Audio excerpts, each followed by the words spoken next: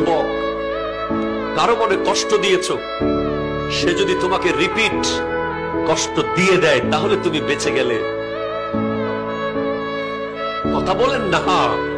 কাউকে জুলুম করেছো, থাপ্পড় মেরেছো অন্যায় ভাবে, সে তোমাকে রিপিট থাপ্পড় দিয়েছে, অনেকটা বেঁচে গেছো তুমি।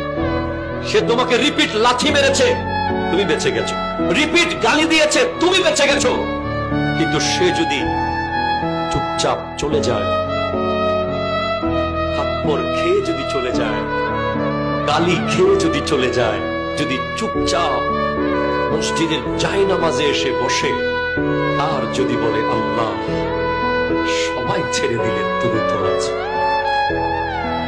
খোদা কি কসম এমন আযাব আসতে পারে, সে যদি তার রিভেঞ্জ নিত, প্রতিশোধ নিত, সে হয়তো আপনাকে মায়ের বদলে মারতো, কাটার বদলে কাটতো, কিন্তু যদি সেটা আল্লাহর আদালতে চলে যায়, তার বান্দার কষ্ট আল্লাহ সহ্য করে না।